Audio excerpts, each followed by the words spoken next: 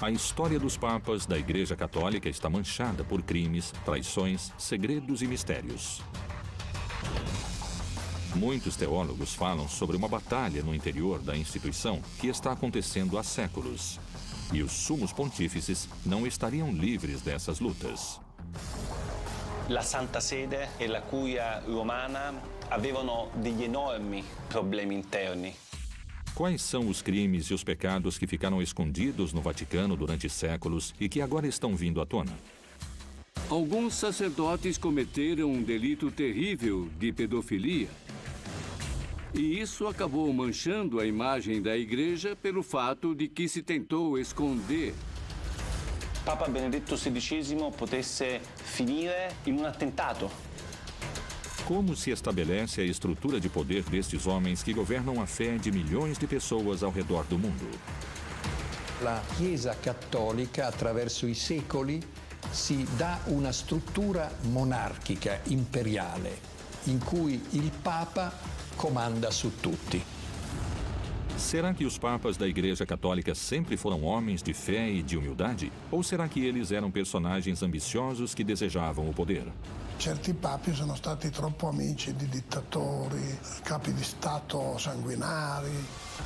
A verdade por trás dos papas. Divindade próxima ao Todo-Poderoso? Representantes fiéis de Deus na Terra? Ou ótimos impostores escondidos por trás dos grandes muros do Vaticano?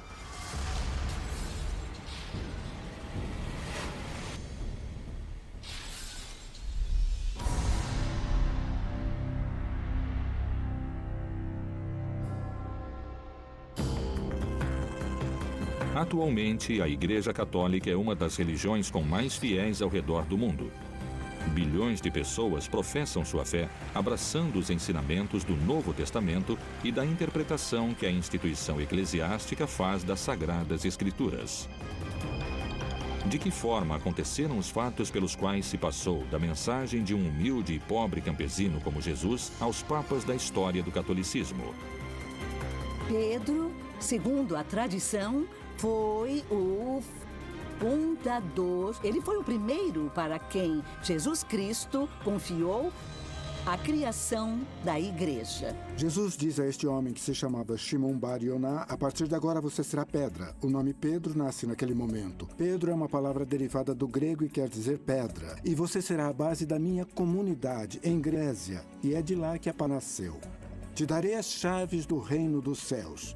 E, portanto, tudo o que proibires na terra será proibido no céu. Tudo o que permitires na terra será permitido no céu. Desde o início da origem do movimento de Jesus, se trata de uma mensagem que é dirigida às pessoas que estão na margem.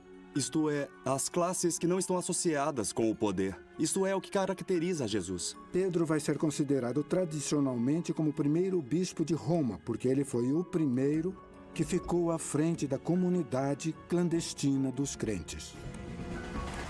Entre os anos 303 e 311, os cristãos sofreram a mais sangrenta perseguição oficial do Império. Que tipo de mensagem Jesus proclamava que era capaz de alterar até as maiores autoridades do Império entre os romanos? Essa é uma mensagem dirigida ao povo, dirigida às prostitutas, dirigida às mulheres, dirigido precisamente àqueles que eram rejeitados pela igreja. Também está dirigida àqueles que não eram beneficiados pelo poder, e era exatamente por isso que era claro o perigo que o movimento como o de Jesus representava para as classes governantes. Nas primeiras épocas, esses crentes de Jesus eram os hereges com os quais iriam brigar, iriam lutar. Longe de silenciar a fé cristã, essa perseguição outorgou um caráter heróico aos apóstolos. E seu martírio conseguiu alimentar essa nova fé que foi se estendendo rapidamente por todo o Império Romano. No ano 313, o imperador romano chamado Constantino disse: a partir de hoje está permitido ser cristão. Por que Constantino permitiu que Pedro fosse considerado oficialmente o primeiro papa da Igreja Católica? De alguma forma, ele era um imperador encurralado. Encurralado pelas guerras internas, por todo aquele ciúme que estava por trás do império. E ele mesmo percebeu a besteira que foi perseguir os cristãos. Ele percebeu o que ele devia fazer com toda essa fé crescendo, com toda essa mensagem tão rara, tão estranha. Essa fé que ele e todo mundo deveria seguir e, mais que tudo, oficializá-la. Quais foram as reformas, pactos ou estratégia que Constantino utilizou para aceitar o catolicismo como religião oficial dentro do Império? O melhor era dizer que Constantino tinha se convertido, porque assim o trabalho seria mais fácil e ele poderia ter mais poder com os povos que tinham essa fé. Ele se aproximou dos grupos cristãos, ele conviveu com eles. E ele usou muito da ideologia deles, muito da teologia deles para fazer... Teoricamente, o cristianismo poderia não ter nascido, mas nasceu e ficou. Não podemos esquecer que hoje, aproximadamente 2 bilhões de pessoas. Repito, 2 bilhões de pessoas são de origem cristã, apesar de continuarem sendo crentes ou não. Como foi que um filho de um carpinteiro que pregava descalço acabou sendo representado por autoridades de grande poder econômico que estão rodeadas de luxos? Que menções a estas figuras podem ser encontradas dentro das páginas do livro sagrado? Não existem menções sobre o papado. As menções que o papado diz que existem são ambíguas. O fato de Jesus dar as chaves do reino dos céus, o fato de Jesus escolher ele por cima dos outros discípulos. Bom, isso é uma construção papal da origem do papado. Mas quando eu leio a Bíblia, eu não tenho motivos para pensar que precisa existir o Estado do Vaticano. Como se introduziu a figura do Papa e de que forma ele era eleito? Durante os primeiros 3 séculos do desenvolvimento do cristianismo, eram escolhidos, vamos dizer, essas pessoas que mereciam respeito para dirigir a todos. Eles se chamavam de papas. Mas isto era um apelido carinhoso, sabe? Esse nome não implicava o sentido de autoridade que adotou mais tarde. Quando se constrói o papado? Esse é um fenômeno antigo e medieval. Não tem nada a ver com Jesus. Não tem nada a ver com o cristianismo inicial. É um fenômeno posterior.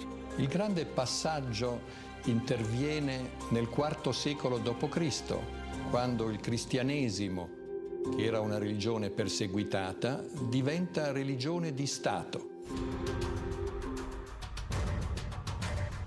Nel momento in cui diventa come uno Stato, assume moltissime caratteristiche dell'impero romano. O cristianismo nasce do Império Romano. O Império Romano era uma sociedade hierárquica. Ela não nasceu do nada. As pessoas que faziam parte desse cristianismo, que o criaram, eram aqueles que viviam numa sociedade hierárquica. Então, é mentira o que se diz dela ter sido pura, até que o Estado romano a absorveu e a perverteu. E nel Medioevo abbiamo dei papi come Gregorio VII, sotto cui c'è un documento che si chiama Dictatus Papae, in cui si afferma che il Papa è superiore a tutti i monarchi della terra. Ecco perché c'è il triregno, questa specie di corona che ha 3 corone per dimostrare che il Papa è superiore ai re ed è superiore agli imperatori. Altri papi come Innocenzo III proclamano la superiorità del Papa su tutti i regni del mondo. O imperador em Roma era conhecido como Il Pontífice Máximo, a máxima ponte com a divindade. Os romanos acreditavam que o imperador era um homem-deus, que se comunicava como uma ponte, um pontífice, com os grandes deuses.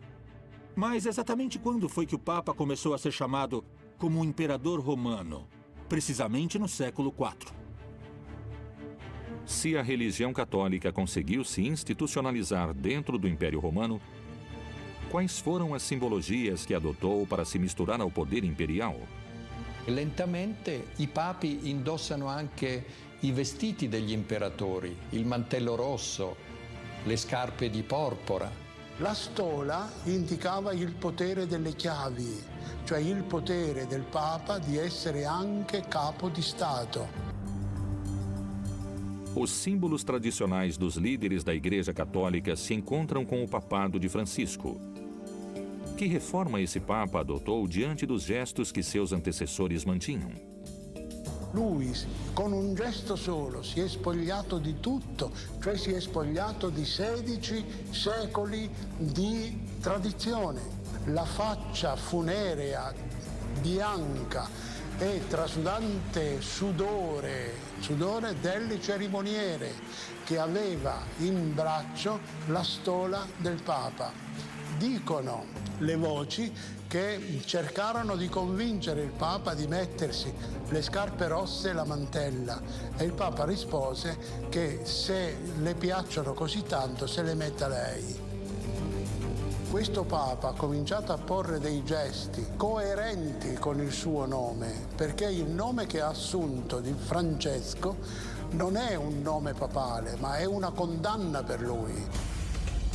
Existem séculos de história por trás da construção do primeiro Papa do catolicismo, com alguns momentos de escuridão e tramas secretas que atravessaram a metamorfose atual do Santo Pontífice. Os líderes da Igreja Católica Apostólica Romana são considerados pelos fiéis como representantes diretos de Deus na Terra. Será possível que os papas contemporâneos escondam seus atos associados ao pecado diante da fé cristã? Será que realmente o Papa João Paulo II teve uma amante que escondeu do Vaticano? Qual foi o motivo da renúncia do Papa Bento XVI? Que segredos vieram à tona com o vazamento dos documentos conhecidos como Vatilix?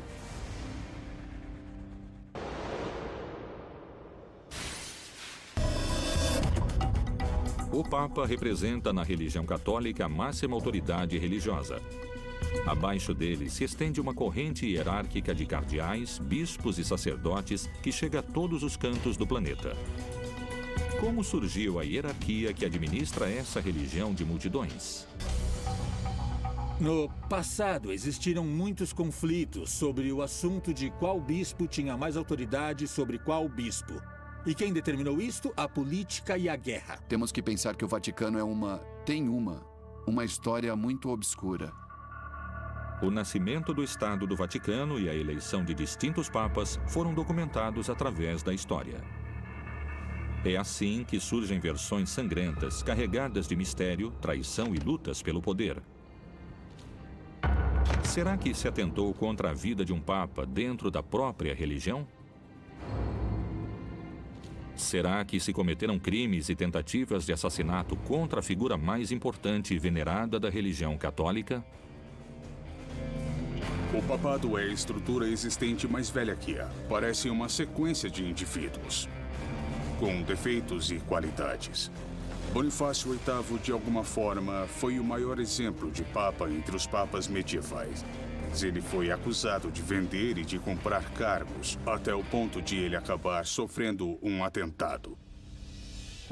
E Formoso fez parte de um dos episódios mais originais da história pontifícia. Quando ele morreu, o papa sucessor o tirou do sepulcro e o fez enfrentar um julgamento. Todas as decisões de Formoso se anularam e o cadáver de Formoso foi jogado no rio Tibre. Estevão também não terminou muito bem. Os opositores dessa época, no movimento pendular político, levaram ele à cadeia e aparentemente ele foi esganado pelos próprios carcereiros. Com João aconteceu a mesma coisa. Ele foi educado, aparentemente bem educado, para ter uma vida mais laica. Aos 18 anos, quando foi eleito Papa, João evidentemente não tinha muita vocação sacerdotal e ele foi facilmente vítima de difamações, não é? Então ele ficou conhecido na história como o Papa da Vida Libertina. Sabe-se que ele morreu precisamente no meio de uma orgia. Esse é um bom exemplo do que implicaram as mudanças do pontificado naquele período tão complicado que eu acabei de falar. Tiveram muitos papas que estavam afastados do povo. A tradição de tentar se aproximar do povo começou com João Paulo I e lhe custou a vida. O Papa João Paulo II tentou e por isso sofreu um atentado. E ele foi colocado no Papa Móvel. Se cometeram crimes e tentativas de assassinato contra a figura mais importante e venerada da religião católica, quais foram os casos mais relevantes da história papal associados a possíveis homicídios? Sabemos que João Paulo I foi um homem muito comprometido na sua época de sacerdote com as causas sociais. E ele questionou de uma maneira muito dura a obra criada por Pio XII, que era o aparelho financeiro do Vaticano. Este questionamento fez com que ele morresse.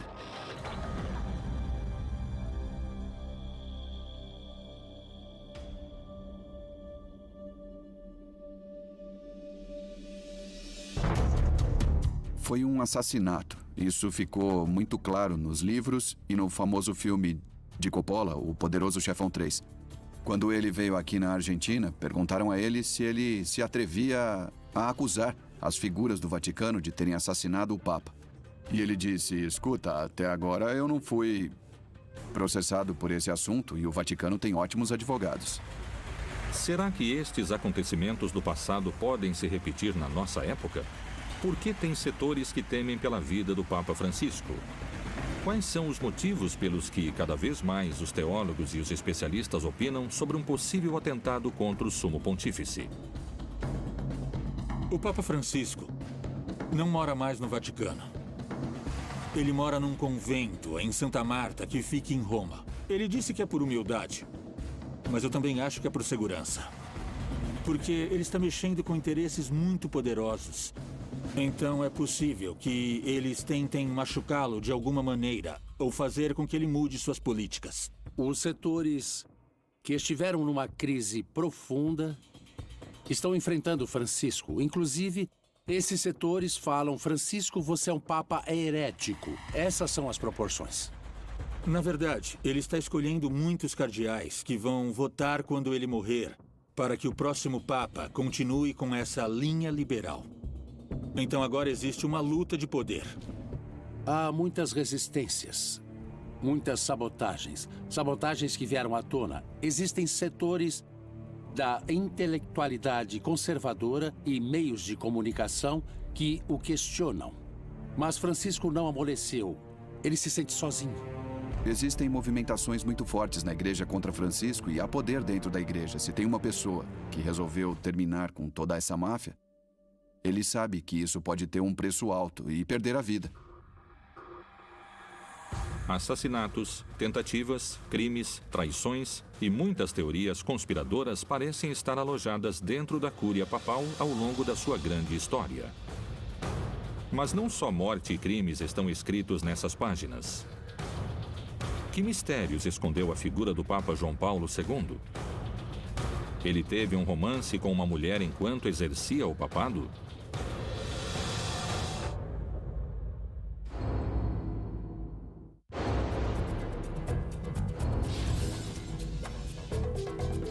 Uma das figuras mais populares da Igreja Católica é a figura de João Paulo II. Mas por que algumas pessoas afirmam que suas motivações eram mais políticas do que humanitárias? Qual é a história por trás das cartas de amor que ele mantinha com uma mulher e que foram descobertas recentemente? O Papa João Paulo II foi o primeiro Papa global. O primeiro Papa que entrou no lar daqueles que não eram católicos. Ele era um Papa televisivo, coincidiu com a mudança das tecnologias dos meios de comunicação.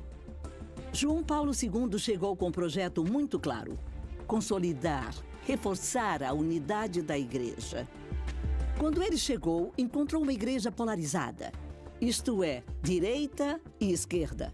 E quis deixar claro que existia uma só igreja. Giovanni Paolo II, nel 2000, aveva pronunciato il grande atto di pentimento per gli errori e gli orrori commessi dalla Chiesa Cattolica attraverso i secoli, l'antisemitismo, le guerre di religione, l'Inquisizione. E Giovanni Paolo II aveva riunito nel 1986 ad Assisi tutti i capi delle religioni mondiali per pregare insieme per la pace. Queste cose avevano destabilizzato i conservatori, che quindi volevano di nuovo un papato più tradizionalista.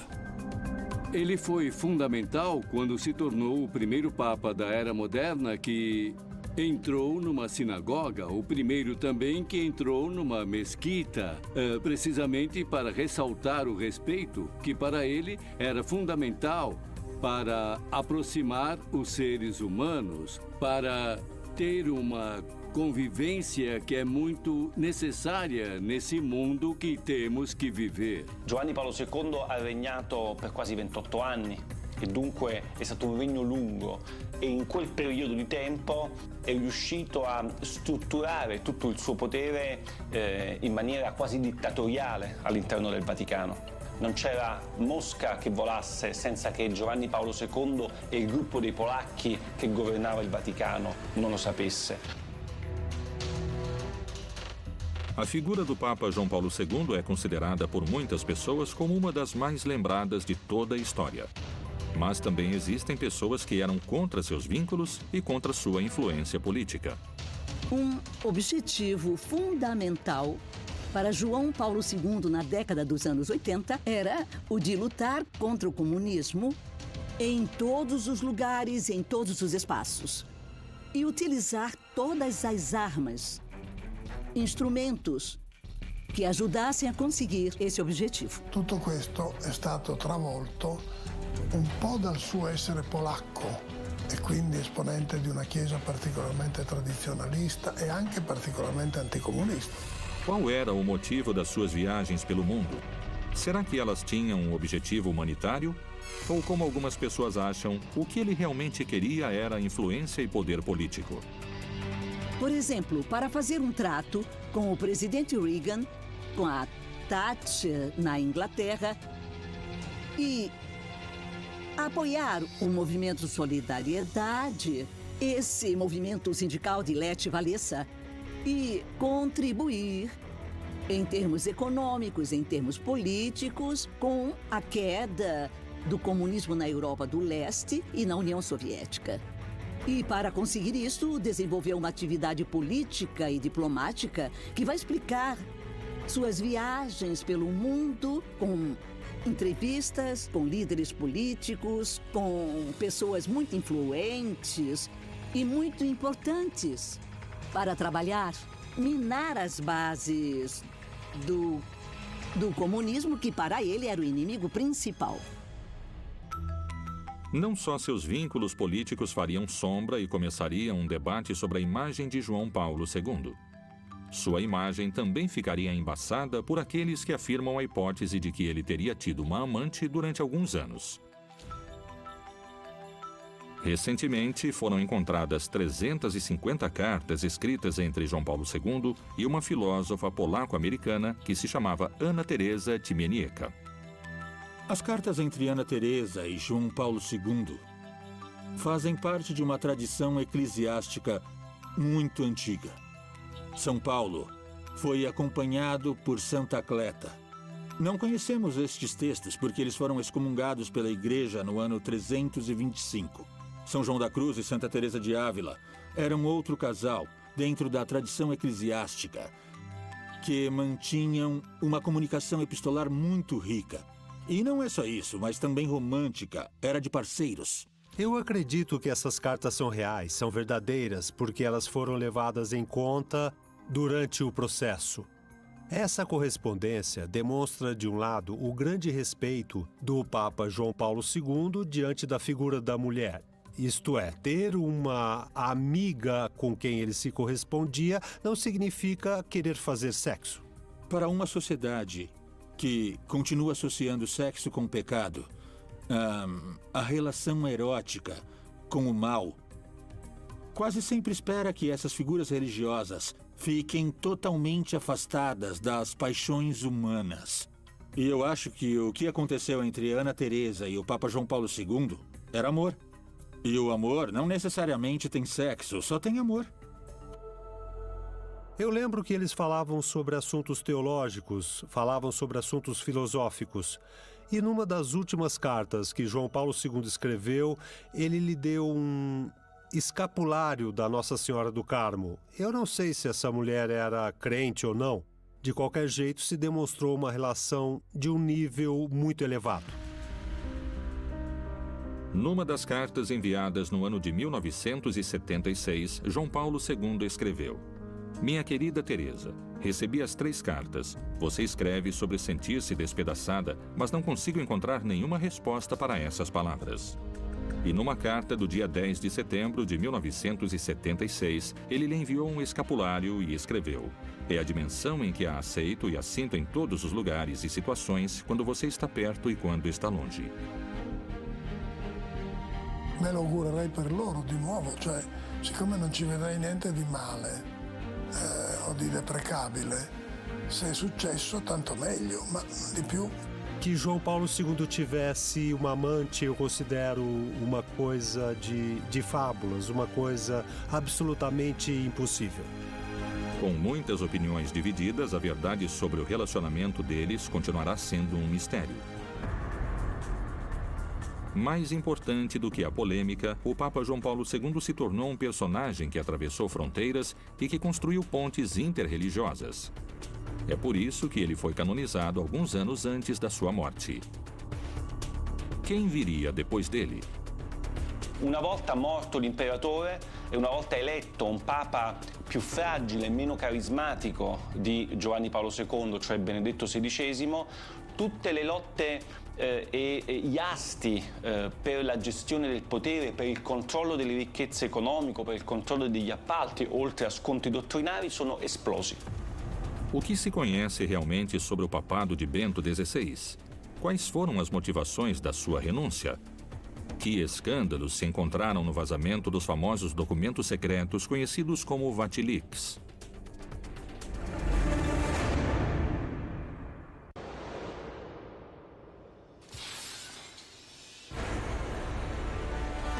Depois da morte de João Paulo II, o Colégio dos Cardeais elegeu a Joseph Aloysius Ratzinger e escolheu o nome Bento XVI como seu sucessor. Com este Papa, estourou um dos maiores escândalos dos últimos tempos do Vaticano: a revelação dos documentos secretos que mostraram corrupção e lavagem de dinheiro, mundialmente conhecidos como Vatilix. Qual foi a motivação da Cúria da Igreja Católica de escolher um personagem tão diferente do seu antecessor? Quais foram as principais diferenças entre esses 2 papas? Por que teólogos e especialistas acreditam que a estratégia criada pelo Vaticano não teve os efeitos desejados?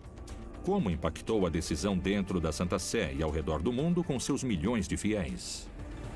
Eu acho que são opostos e, diferentemente de João Paulo II, que era uma pessoa muito carismática que se dava muito bem com toda a mídia. O perfil de Ratzinger era frio, intelectual, um continuador no que se refere a todo o pensamento conservador di João Paulo II. Però è stato eletto da un gruppo molto conservatore nel conclave del 2005, soprattutto ad opera dell'Opus Dei, perché vi fosse di nuovo un papato della tradizione. Quais são as bases e os fundamentos pelos quais se elege a sucessão de um Papa? Isto tem algo a ver com a capacidade, com a trajetória individual, ou isto responde só a um interesse político da instituição religiosa? Bento XVI realmente era uma pessoa que se acreditava que tinha uma grande capacidade intelectual. Era um grande teólogo, um papa de bibliotecas. Purtroppo non ha le qualità dell'uomo di governo, non è un leader politico e bisogna essere anche politici se si è papi. O papado de Bento XVI foi minado por todo tipo de crise. Assim que ele assumiu o cargo, teve que enfrentar distintos tipos de conflito ao mesmo tempo. Mas a revelação dos documentos secretos, chamados de Vatilix, seria, sem sombra de dúvidas, seu pior inimigo. Existem muitas opiniões no que diz respeito a este acontecimento como o começo de um final anunciado. E quindi il suo pontificato è stato segnato da moltissime crisi con il mondo islamico per il discorso di Ratisbona, crisi con il mondo ebraico perché aveva tolto la scomunica ad un vescovo antisemita del movimento lefebvriano. crisi con il mondo della scienza, perché aveva detto che i preservativi favoriscono l'AIDS, l'HIV. Crisi con i cattolici stessi, perché aveva dato spazio proprio ai nemici del concilio, e cioè al dialogo con il movimento cismático di Lefebvre. Os principais conflitos que Ratzinger teve que enfrentar tiveram origem no pontificado de João Paulo II. Um desses conflitos que eu acho importante, porque é o eixo de atuação de uma instituição religiosa, é aquele que tem a ver com a pederastia. Esses escândalos, desde o final do século XX, começaram a ficar conhecidos, não é? Nos Estados Unidos, tem processos muito fortes contra a Igreja Católica. No Vaticano, os grupos conservadores que pertenciam à geração de João Paulo II mantinham uma estrutura de poder, de privilégios, que começou a rachar exatamente por causa das pressões e escândalos internacionais de pederastia. Isso provocou uma quebra no interior da Cúria Romana e uma luta interna de poder. E então começaram a vir à tona diversos casos de sacerdotes que tinham cometido delitos desse tipo. E isso enfraqueceu a Igreja, pelo fato de que existia a impressão por parte de muitos setores de que a Igreja queria, de alguma forma, esconder esses delitos. Embora há 600 anos nenhum papa tivesse deixado o cargo, Bento XVI começou aos poucos a percorrer um caminho que o deixaria sem saída. De todas as crises, teve uma em especial que fez ele renunciar de um cargo supostamente indeclinável. Também estourou a crise sobre o assunto das finanças do Vaticano, que ficaram conhecidas publicamente através dos famosos Vatilix. Essa subtração dos documentos, feita pelo Camerlengo, que é alguém muito próximo, apareceram todos esses assuntos que têm a ver, inclusive, com coisas como a lavagem de dinheiro, sabe? E também como se gasta o dinheiro do Vaticano. O que revelam os documentos que conseguiram o tirar do Vaticano? La scoperta di documenti che mostravano una guerra interna alla Chiesa fra gruppi di cardinali, fra diversi gruppi di interessi. I documenti più importanti sono 3 o 4, più rilevanti dal punto di vista giornalistico dell'opinione pubblica. Alcune lettere sono le lettere che Viganò, che al tempo era il segretario del governatorato del Vaticano, un monsignore molto importante, spediva all'allora segretario di Stato Tarcisio Bertone per spiegare che c'erano stati, a suo parere, dei gravi atti di corruzione all'interno del Vaticano. O dinheiro do Vaticano, ele está, inclusive, investido em empresas que, por exemplo, fabricam anticoncepcionais. Esse é o exemplo, sabe? Empresas que são usadas para a lavagem de dinheiro. São instituições onde há pouca transparência e onde não se cumprem as regras que outras instituições devem cumprir. Outras instituições financeiras internacionais. Veio à tona uma grande quantidade de propriedades urbanas que o Vaticano tem em Roma, e essas propriedades em Roma são utilizadas de acordo com vontades particulares. Houve uma luta de poder? Alguém traiu Bento XVI para motivá-lo a sair do cargo? Ou isso foi uma decisão pessoal? De que forma o Papa reagiu diante desse escândalo que aconteceu dentro da Santa Sé? Esse foi um grande desafio que Bento XVI teve que enfrentar e muitas vezes sua reação não foi enérgica o suficiente para satisfazer as necessidades que muitas pessoas tinham de ressaltar esse fenômeno, de fazê-lo vir à tona, de não escondê-lo e de lutar de forma eficaz, castigando todos os responsáveis. Ci sono stati dei documenti di Vatilix I addirittura in cui si ipotizzava che Papa Benedetto XVI potesse finire in un attentato e che lui sarebbe stato ucciso per far posto ad altri cardinali. Ovviamente lettere deliranti, però firmate da un vescovo importante al tempo del vescovo di Palermo, Paolo Romeo. No dia 28 de fevereiro de 2013, Bento XVI renunciou ao seu cargo como sumo pontífice da Igreja Católica. João Paulo II, que veio antes dele, tinha um problema muito grave de saúde, mas ele disse: não posso renunciar. E sua frase, a frase de João Paulo II era: Jesus não desceu da cruz, mesmo que ele estivesse passando por um problema muito grave. Mas Bento XVI disse não, mesmo que sua saúde ainda permitisse que ele continuasse no seu cargo. Mas tem pessoas que acham que talvez o grande problema é que ele acreditava que não tinha forças suficientes para bater o martelo e decidir as mudanças que deveriam ser feitas. Ratzinger non si è dimesso per le rivelazioni di Vatilix, Ratzinger si è dimesso perché il suo pontificato era entrato in un vicolo cieco e lui non aveva più la forza per governare. A renúncia de Bento XVI foi um choque para a Igreja Católica. Foi um choque para a cultura que existia dentro do Vaticano e foi uma forma traumatizante de transmitir uma mensagem que tinha mudado a Igreja para sempre. Benedetto XVI è sicuramente un papa da ricordare, un ex papa che non era semplicemente il papa morto. E quindi secondo me è stata una decisione storicamente significativa che resta anche un problema per gli storici. Perché si è dimesso Benedetto XVI?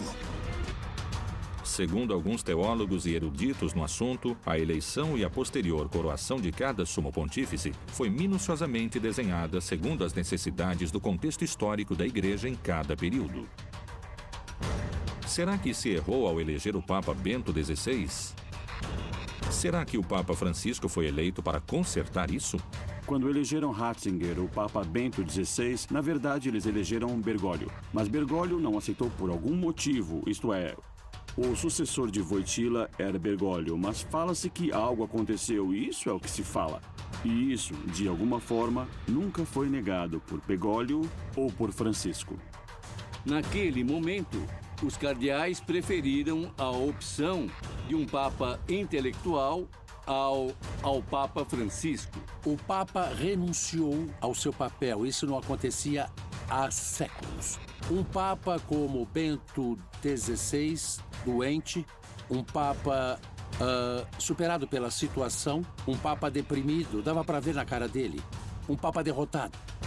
Tudo isso fez com que se reconsiderasse a estrutura da Igreja. Nesse momento, se determinou que a Igreja precisava de reformas. Era necessário que houvessem mudanças reais na vida da Igreja. E por isso, o perfil de Mário Bergoglio, que é um perfil profundamente sul-americano, próximo ao europeu jesuíta, ascende ao papado. Os motivos da renúncia de Bento XVI continuarão sendo motivo de debate. Será que o único ex-papa vivo na face da Terra tem a resposta histórica dos motivos da sua renúncia? Será que todos os documentos do Vatilix foram revelados? Ou será que há mais mistérios e traições, segredos e pecados que nunca conheceremos? Que coisas iriam mudar no Vaticano a partir da eleição do Papa Francisco?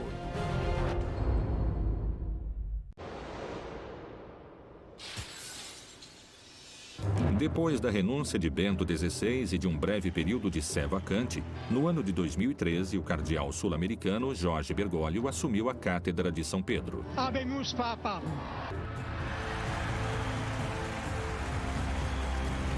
Nascido na Argentina, mas com ascendência italiana e com formação jesuíta, Bergoglio escolheu o nome Francisco e se tornou o primeiro papa latino-americano da história.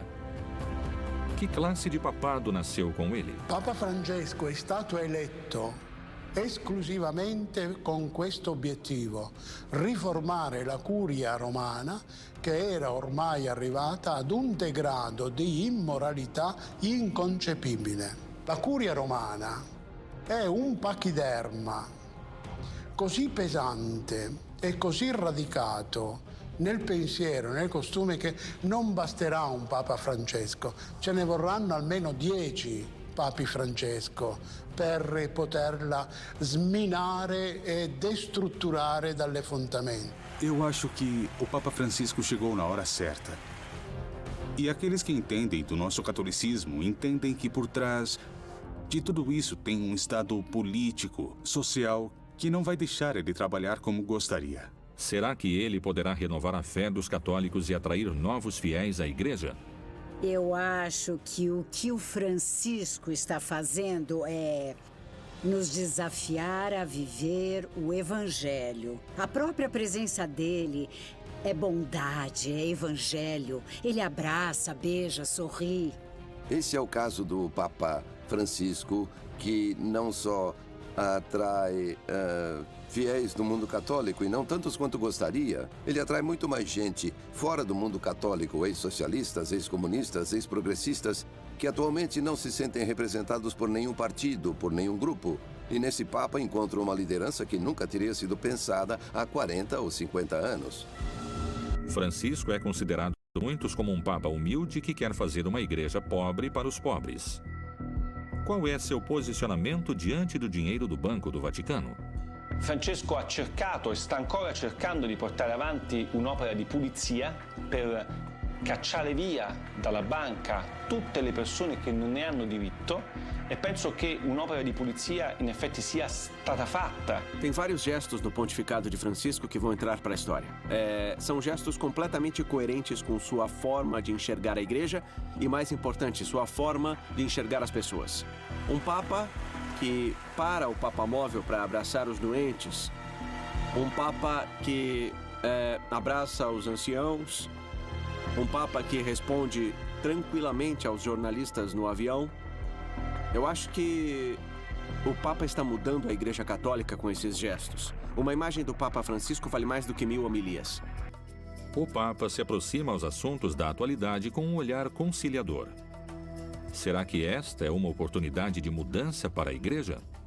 Voglio vedere come andrà a finire la rivoluzione di Francesco, perché, come dire, c'è nel pontificato di Francesco certamente un elemento di riduzione del peso della Chiesa, di riduzione del potere, della presenza temporale, che secondo me è importantissima per salvare la fede dei pochi credenti ancora esistenti. Quello che Francesco sta facendo e che io guardo con simpatia, ma anche con timore e tremore, come direbbe Kierkegaard.